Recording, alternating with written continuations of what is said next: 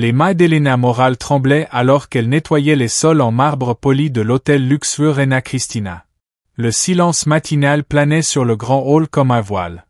Les seuls sons étaient le bourdonnement doux des lampes fluorescentes et les bruits lointains venant de la cuisine. Elena baissa les yeux, son cœur battait sous son uniforme délavé.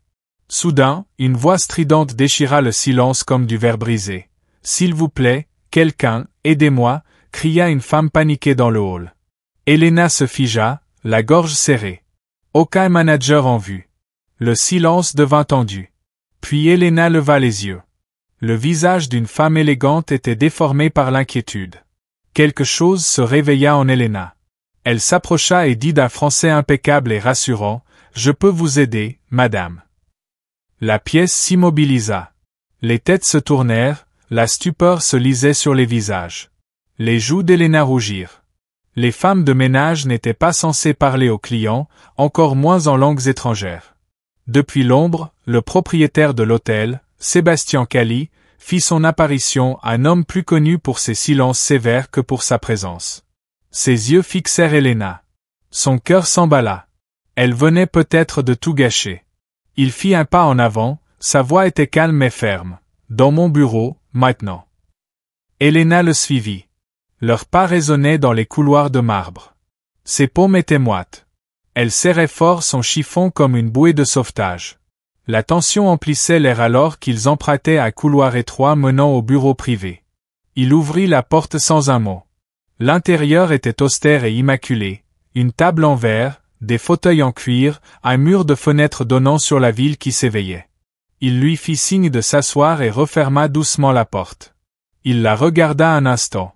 « Tu parles français ?» demanda-t-il, avec une surprise mêlée peut-être de doute. Elena acquiesça, la voix tremblante. « Oui, monsieur. Je voulais juste aider, j'ai eu peur. »« Combien de langues parles-tu » Elle hésita. « 9. » Ses sourcils se levèrent. Le silence s'étira. « 9, » répéta-t-il. Cette fois, sa voix à elle était plus assurée, teintée d'une fierté calme. « Oui. Le français, l'italien, l'allemand, l'arabe et d'autres. » Elle s'assit les mains croisées. Personne ici ne le savait. Et personne ne l'aurait jamais demandé, répondit-elle. J'essaie d'être discrète, de ne pas déranger. C'est la règle. Derrière lui apparut l'assistant du manager, les bras croisés. Ce n'est pas une question de talent, dit-il sèchement. C'est une question de système. Les femmes de chambre ne parlent pas aux clients. Cela perturbe l'ordre. Elena soutint son regard. Peut-être que le système mérite d'être bousculé, répondit-elle calmement. Monsieur Cali leva la main pour les faire taire. Sa voix était grave, réfléchie. Assez. Je veux en savoir plus sur toi.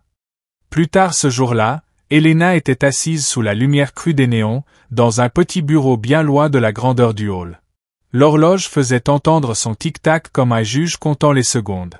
En face d'elle, Sébastien Cali, les coudes posés sur la table, la fixait, non pas avec suspicion, mais avec curiosité. « Raconte-moi, » dit-il, plus doux. « Comment une femme de chambre a-t-elle appris 9 langues ?» Elena regarda un instant par la fenêtre. Les bruits de la ville n'atteignaient pas cet endroit. « J'apprenais dès que je pouvais, » dit-elle doucement. « La nuit après le travail. À l'heure du déjeuner. Ça m'aidait à garder mon esprit vif. À me souvenir de qui j'étais avant que la vie ne change. » Cali s'adossa légèrement. « Qu'est-ce qui a changé ?» Elle soupira. « Mes parents sont morts il y a 5 ans. Depuis, j'élève seul mes 2 petits frères. Je travaille la nuit pour les aider avec leurs études le jour. » Un silence tomba entre eux. Le regard dur du propriétaire s'adoucit. « C'est difficile. »« Je n'ai pas le choix, » murmura Elena. « Mais parfois, j'ai l'impression que personne ici ne me voit. Comme si j'étais un meuble. Que personne ne doit toucher. Que je sois invisible. » Elle serra la mâchoire et ajouta doucement. « Pour moi, tu n'es plus invisible. Mais fais attention. Certains peuvent percevoir ta force comme une menace. » Les mots se répandirent vite. Le lendemain matin, la tension parmi le personnel était palpable. Les chuchotements suivaient Elena quand elle entrait dans la salle de repos. Les regards s'évitaient, les voix baissaient. Elle était dans son bureau, murmura une femme de ménage. Elle ne sait rien faire d'autre, ricana une autre. Pourquoi elle? Elle croit qu'elle vaut mieux que nous maintenant? Helena entendait tout, mais restait silencieuse. Elle gardait la tête haute. Elle ne comptait pas se cacher sous leur jugement. Elle savait qui elle était. Sa valeur n'avait pas besoin de leur approbation. Ce soir-là, dans son modeste appartement à la peinture écaillée et au sol irrégulier, elle s'était blottie sur un vieux canapé avec son petit frère Matteo. Un manuel de mathématiques ouvert entre eux. « Tu peux m'aider avec ça ?» demanda-t-il en montrant un exercice. « Bien sûr », sourit-elle avec fatigue, laissant de côté le poids de la journée. Pendant qu'il résolvait les équations, son téléphone vibra sur l'accoudoir. Un message de Sébastien Cali s'afficha. « Viens demain dans mon bureau. Nous devons discuter de ton avenir à l'hôtel. » Son cœur manqua un battement. La pièce sembla se contracter autour d'elle. Le silence devint assourdissant. Était-ce le moment où elle sortirait de l'ombre pour de bon, ou s'y enfoncerait plus profondément encore?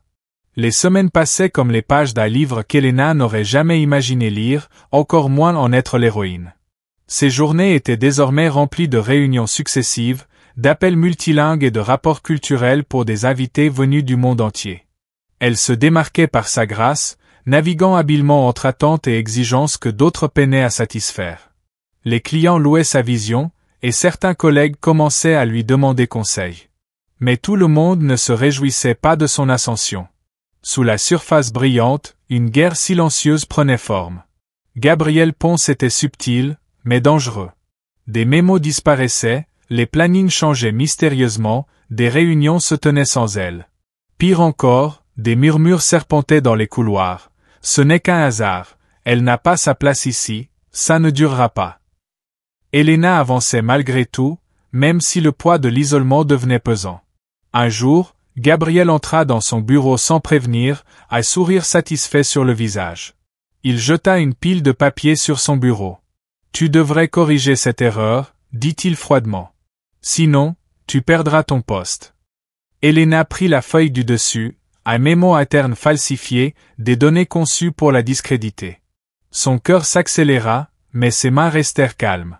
Elle sortit du tiroir le vrai rapport et le lui tendit. « C'est déjà fait. » Derrière elle, la porte s'ouvrit. Sébastien était entré, ayant tout entendu. Sa voix, tranchante, perça la tension. « Merci, Helena. Cela ne passera pas inaperçu. » Le visage de Gabriel pâlit.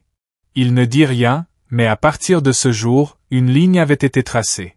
Le changement ne fut pas immédiat, ni bruyant, mais progressif comme l'ouverture lente d'une grande porte.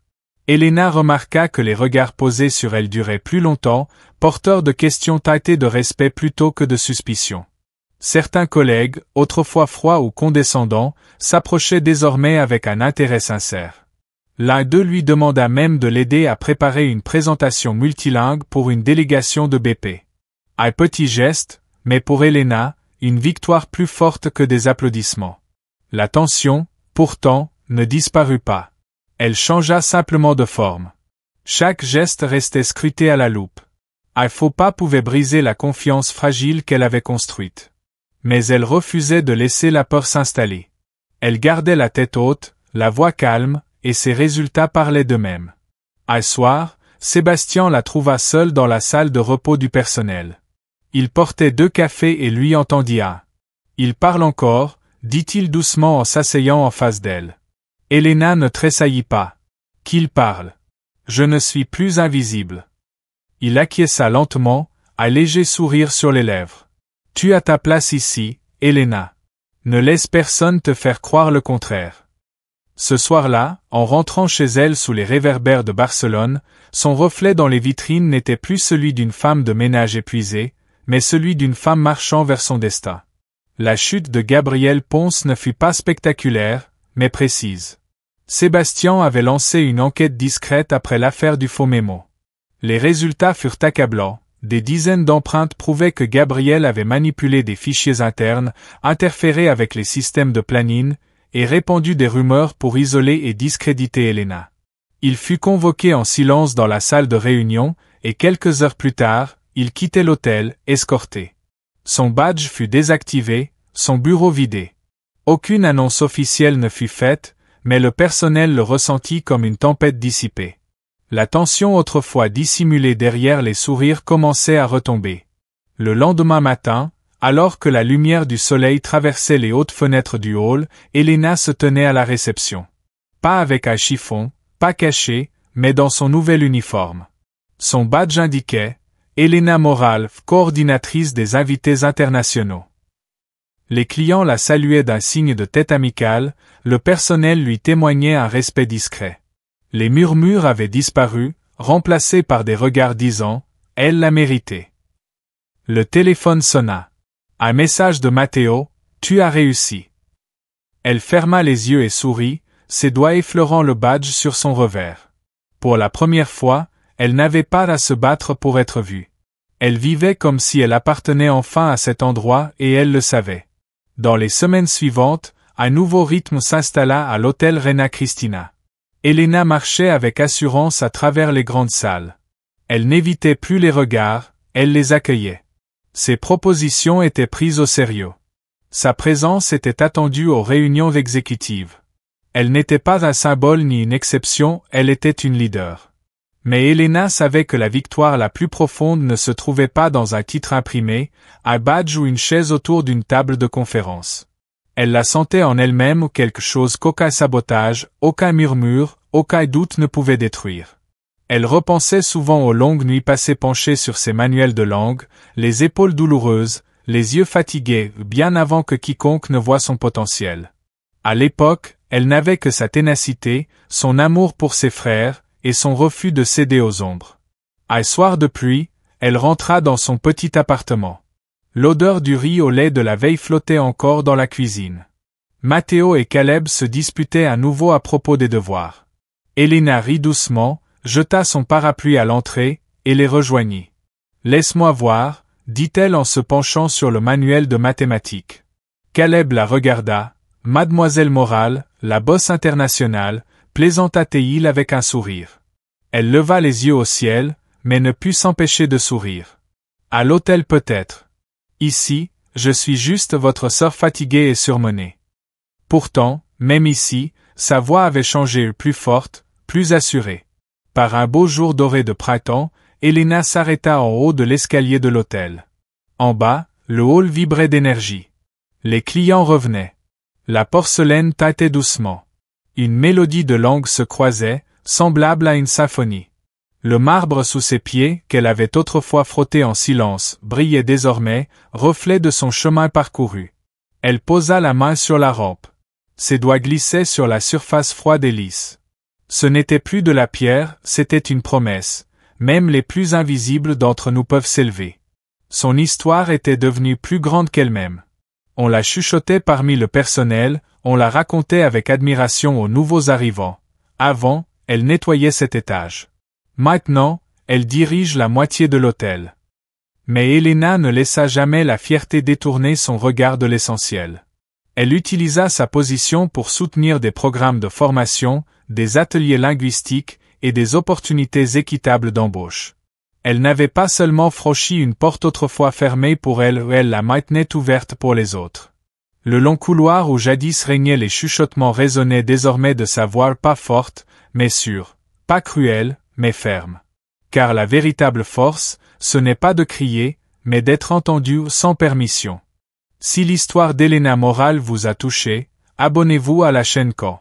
Son parcours prouve que peu importe d'où vous partez, votre voix et votre vérité peuvent changer le monde. Aidez-nous à atteindre 10 000 abonnés et à continuer de partager des histoires qui méritent d'être entendues.